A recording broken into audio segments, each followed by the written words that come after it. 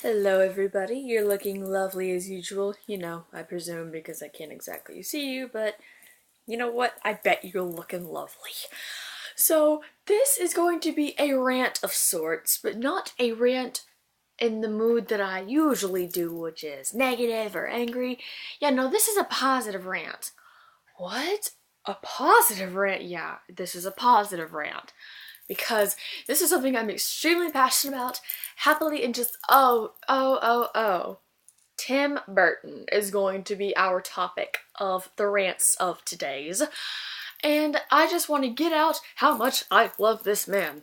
I love this man so much, and I will begin by telling you why. And just let's rant. Let's rant about Tim Burton.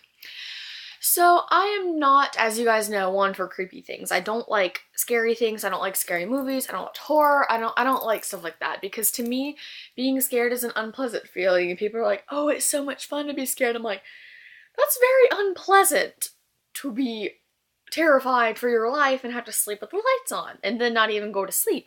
Not fun. And I know Tim Burton is very known for his movies, though, are not scary. They are dark, they're twisted. There's a big difference to me between twisted and creepy than like scary and terrifying. And honestly, I like creepy and twisty. It's kind of like Edgar Allan Poe. He doesn't really write scary stuff, but it's twisted and it's just, there's something dark about it. That's why I love Tim Burton, because he's so unique in the way that he films his movies. His camera direction just for some reason has this little twist that's just a little bit creepy and disturbing. And he takes regular childhood tales that are already, like, if you look underneath, they can be perceived as kind of creepy. For instance, Charlie and the Chocolate Factory. Yeah, the original story is childlike and light and fluffy, but there's some really deep undertones if you really look at it. There's some deep turmoil going on with the characters and the overall plot and the exposition and the climax. It's just, you get it. Same with Alice in Wonderland. That was always kind of a convoluted, twisted story in the fact that, the Red Queen was really, ugh, and then the Jabberwock was that in the original one? I don't even know. So it is kind of twisted and dark, but Tim Burton puts just a little something on it that makes it more age appropriate for his older viewers who don't want to pee their pants at seeing a scary movie. One of my favorite movies of all time, actually probably my favorite movie of all time, is the Tim Burton version of Alice in Wonderland. It takes a classic story that I love so much because I love to escape the real world in a book, and that's one of my favorite places to escape to is Wonderland. He put a twist on it that made it so much more unique and eccentric and just twisted and dark, but still perfect and impressive. And even stuff about like his camera angles and the dialogue and how he directs his actors to say things are just so unique to him. Me and my mom were talking about this the other day. You can literally spot one of his movies from miles away because he's just that unique. He just has this aura about him that is, kind of twisted and convoluted and dark, but still beautiful underneath with beautiful messages and just so much good with them. And also one of my favorite film adaptations is Charlie and the Chocolate Factory, the one directed by Tim Burton, of course. The original story was kind of convoluted, as I was saying, the characters, literally, most of them in penance for their horrible attitudes and personalities, they're like, not killed. They're not killed. This is it. This is a kid's book. But they do have major consequences. And I like how Tim Burton took a dark and twistier route to that. And the fact that, he made Willy Wonka. I've heard so many things criticizing Willy's personality in that movie. Couple things real quick before I get into that. You guys know that Johnny Depp is my husband, and you guys know that I love, well, you might not know that I love Helena Bonham Carter.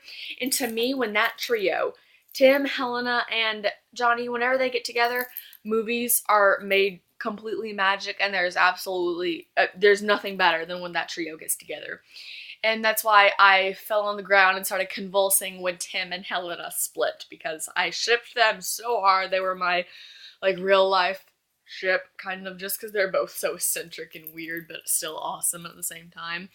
Going back to what I was saying, a lot of people criticize Willy Wonka because they think he's, like, perverted or, like, creepy in, like, not the good way that it's supposed to be or something. But if you were locked up, well, not locked up, but you chose to be locked up in a candy factory for, you know, say 20 years because your dad didn't approve of you and you were working with these Oompa Loompas from Oompa Loompa Land who were all weird too, and you ate candy your entire life, you're gonna be a little odd. You're gonna be a little bit different and twisted and eccentric. Like, he's not perverted. He's kind of weird in the fact that, like, I don't know, he looks at people weird, but he looks at everybody weird. I don't know. Like, Willy Wonka does not have bad intentions. He's just trying to get through life because his dad didn't approve of what he wanted to do. I mean, this is what happens when you don't appreciate your kids' parents. That's what happens. They turn into creepy, weird confectioners. So, just a little tip out there for any of you adults going on. Appreciate your kids and support whatever they want to do. But that's kind of just like, I love analyzing those movies, especially Charlie and the Chocolate Factory and Alice in Wonderland, just because there's so many layers, guys. There's so many. It's, you know that, I don't even know what's called, that fairy tale, like The Princess and the Pea or something, like that chick has like all the mattresses and there's like the pea down at the bottom. That's how I kind of imagine Tim Burton, because his stories have so many layers, just with all the character development and just the twisted routes and the acting and the costumes and makeup.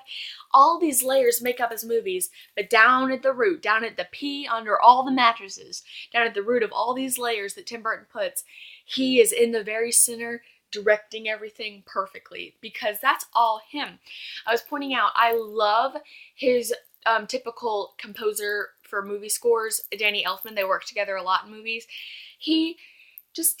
Tim Burton picks everything out perfectly. He picked his composer perfect, who can make things wily and eccentric and creepy and still be just beautiful. The Willy Wonka movie score is one of my favorites. That opening song with the credits, it just like haunts you, but it's still beautiful.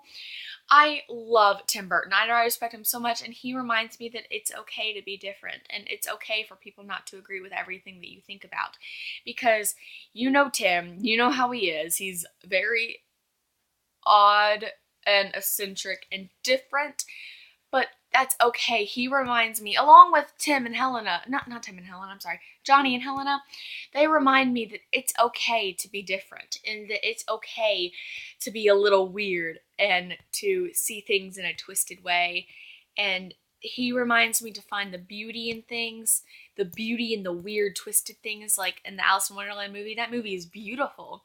Aside from all the creepiness and weirdness, still down below there are themes. That's what he does perfectly, is his themes. He develops them properly in the fact that, you know, Alice, the true thing is living your own life and not caring what people think. That's the entire point of what I'm trying to say, is that Tim puts his own life meanings, don't care what other people think. And I don't cuss, but Johnny says something like, here's a quote that I actually like except for the curse word. He says, like, do whatever you want for you and don't give an S about what other people think. You know, honestly, that's good advice. You know, forget all these other people. Do what you want for you. And if you're a Christian like me, do it for the glory of the Lord.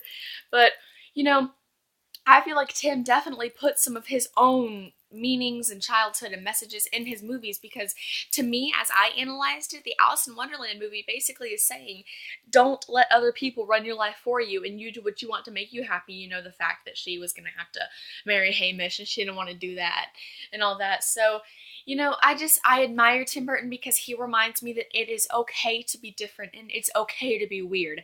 I'm pretty weird. I think my personality is rather awesome. I just, like, people judge me, and whenever I have my outbursts of fangirls, they're like, what's wrong with her? And I'm like, just having fun. Whenever people say I'm weird, I'm not weird, I'm fun. That's what I like to say, is that I have a fun personality. And I like stuff like that. I like eccentricity, and I like all the twisted kind of things, but not in a weird way. That makes me seem creepy, but I'm not creepy. But, you know, I just really appreciate Tim Burton for everything he's done for me, and just letting me know that it's alright to be a little bit different and just forget what other people think. So thank you, Tim Burton. That'd be so cool if you watched this, man. Bruh, nah, he's busy. Alright, so tell me down below what you think about Tim Burton. I love him so much and I'd love to see what you guys think. So thank you guys so much for watching and I'll see you next time. Bye.